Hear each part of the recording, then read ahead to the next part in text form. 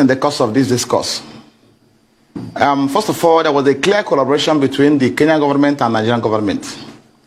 I'm happy now that they are denying the fact that Nnandi KANU was arrested in their place and also handed over to Nigerian government.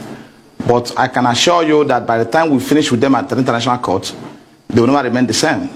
What's important at this stage, and I've already made known to the world, is that he was arrested at the airport on the 19th day of June 2021. And he was taken to an unknown residence. That is a fact. He wasn't taken to a custody, and they recognized the official custody of the police over there.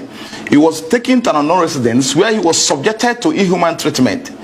Nnandi KANU was tortured, maltreated, and beaten, mercilessly beaten. So these are facts within our knowledge, confirmed by him to us. So after spending 8 days in their custody, illegal custody, they now beckoned on the Nigerian counterpart to come for him. And by the time they came, Nnandi KANU was apparently unconscious at the point they came to pick him. He was unconscious. He was near lifeless at the time they were back taking him to Nigeria. So, and consequently they brought him here. So now, to tell you the level of their conspiracy and the desperation to get him jailed at all costs by enemies. They brought him here on a Sunday, and the federal government is fully aware that I'm the lead counsel to Nnandi KANU. And there's a charge against him before the court, which has been subsisting has been going on. Because after invasion of his premises on the 14th of September 2017 by the Nigerian military and soldiers, who killed over 28 persons in his house, and by act of providence he was narrowly escaped, we filed an application before the court for an inquest into what transpired in his house on the 17th of September 2017, for court to inquire as to what happened in his house, what led to his disappearance. And we are still in this process, because that is fundamental. This is a person that has expressed to the world that he is ready to come for his trial on October 14th, 2017. He wasn't planning to leave the country. He wasn't planning to run away from the trial. He was ready to come for the trial on October 14th. The matter was stated for commencement of trial. Then on September 17th, his house was invaded. So to tell you that the government was not ready at the time to prosecute him, because they have no evidence to establish even the charge preferred against him to even date. So they went after his life. Now it's compelling on the part of the court to inquire what happened to this person I granted bail, what led to his disappearance.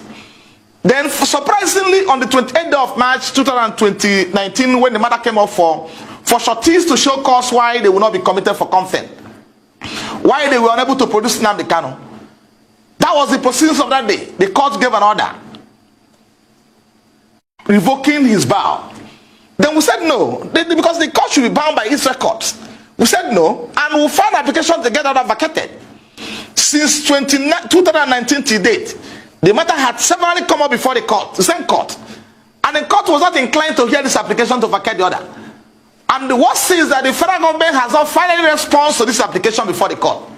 They not filed a response in counter to application to get that order vacated. They were not interested. What they are interested is to how to get in Nnandi KANU at all means available to them.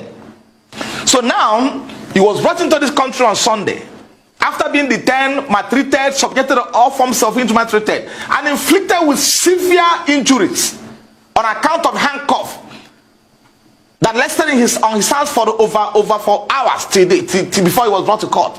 And you can see him on handcuff in court on that day. Those injuries are still there, and a number of medical issues he's having today on account of what was the kind of treatment that was meted out to him. So they took him to court on a Tuesday.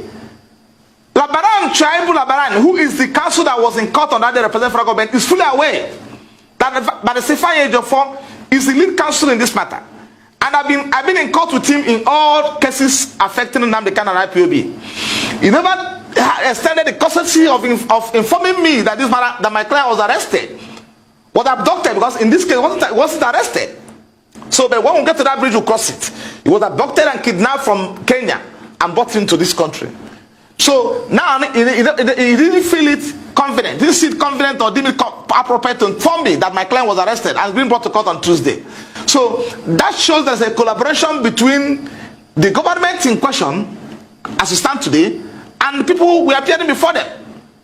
Because if at all there was any element of iota of transparency in what they're doing, is compelling on the part of the AG, not the lawyer representing the Federation, to inform me that they are coming to court on Tuesday, so I can come to court and see my client. I don't know what happened, and this is quite frankly what happened. So on Tuesday, took him to court, and the court asked them, "Where is Barrister Jofo? Is he not in court? Was he not informed?" They said no. They arrested him and brought him to Abuja on Sunday, and he's called today. So now there's an underlying fact that my client will not get fair trial in that court. That's settled. The issue of fair trial has been taken away by this collaboration. But we keep on watching. We are going to see them in court. So that is what happened as of today. I've seen him, and he has given me every information and detail about what transpired in Kenya, how he was arrested, how he was taken to a non-destination, and how he was maltreated, how they nearly killed him over there. And it's obviously from what he told me that it was at the behest of the federal government that they were doing those things. So until when they beckon on them to come, these are against an obvious infraction to all international laws and treaties. So, but at that level, we're addressing it.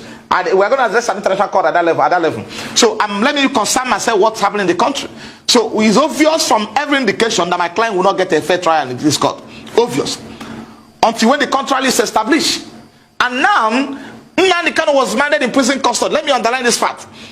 Long before he was granted bail, he spent over 2 years in custody before he was granted bail. The court itself is aware that he was in prison custody before he was granted bail. And at the point he was in prison custody, Nnandi KANU never at any point in time made any effort to leave the prison without the judicial process. Now they remanded him in DSL custody, where they made it near impossible for his relatives. He is under a debilitating health situation. He has a medical condition that needs to be addressed as quick as possible, because it's only a living that can face trial. So this I can stop at this time. You will recall that on the day he was taken to court, that was last week Tuesday, Nnandi KANU was allowed to address the court because I was not in court. I was not in court. So that enough shows you that's the problem. Nnandi KANU is not a lawyer, and he has no competent to address the court. He must address the court, because if needful was done, I would have been in court to address the court, and also apply to the court that he should be remanded in prison custody. So that is a clear violation of his constitutional right to a fair trial. So because I was not in court, he was allowed to address the court. So that shows you that there is more to it than meet the eyes. Because Labaran has my number. The office of AG has my number. They have simply put on a call across to me that they've abducted, whatever they call it, they transfer it as my client somewhere in Kenya and brought him to here. And I take him to court on Tuesday to continue trial. Then I'll be in court on Tuesday. And I also convince the court on the reason why he should be sent to prison, to correctional center. But in this case, the court allow him, which is abnormal, which is unethical, allow him to address the court. Why should court be asking him why he don't away when I'm not there? We have an application before the court which contains his affidavit on oath, deposed before a commissioner for oath in Israel, stating the facts of what transpired in his house on September 14, 2017. How he nearly escaped death. How he was ready to come to court on 14th of October 2017 to face trial. Then this are before the court, and court never entertained it. Court never entertained it. These are record black and white before the court. Court has never entertained this application before the court. So I will be craving the court or at any adjournment for the court to hear it, because it's fundamental to his fair trial, to the right. The court will hear and understand what transpired in his house. That's very fundamental. Then the court is now allowed to address the court on this fact which are already before the court. So that's area why I'm entertaining fear that he will be granted a fair trial in this court. So now, coming to what happened in court, the matter has now been adjourned to 6th of October, to 6th of July. Let it be clear to everybody. You never jump bail. Because if the federal government was serious about prosecuting Nnandi KANU, if they are serious about prosecuting him, they will allow him to come to court on September 14th, 2017, October 14th, 2017, to face his trial. Are you telling me that soldiers that invaded Nnandi KANU province are not from Abuja? Are they acting where they acted under the instruction of someone in Abia State? The answer is no. They came from Abuja. They have the instruction of the federal government to go to his house. So, and they are fully aware that Nnandi KANU was scheduled to be in court on October 14th. And in one of his broadcasts prior to the invasion of his premises, he told the world that he's coming to court to over 1 million members of IPOB. He informed the court, told the world. So when they allow him, if they have any case against him, to come to the court on October 14th, probably at the end of the proceedings, they will arrest him. So he never jumped back. This is a person, okay, assuming without considering to the fact that they succeeded in killing him on 14th of October, on September 14th, when they invaded his premises, will we be talking about his trial today or not? The answer is no. Because it's only a living that can face trial, and nothing more. If he was abducted, they succeeded in abducting him on that day they invaded his premises and killed over 28 persons, civilians or uncivilians, then we shouldn't be talking about what they're saying today. So, but by act of providence, he will never escape being killed. So these are people who are fully aware that he was scheduled to be in court on October 14th for his trial. And in Abuja here. So why can't you wait for him to come to court if I have any case against him? So, and we have supplied the court these facts. We have supplied the court circumstances that led to his disappearance from court. We have informed the court and convincingly that Nnandi KANU was ready to start his trial. But for the fact that his life is under threat. So the court is under compelling obligation to listen to the applications before him. Let me say this to you, because it's important for us to inform you appropriately. And whatever I'm saying today to you today, I will furnish you with documents to that effect, black and white.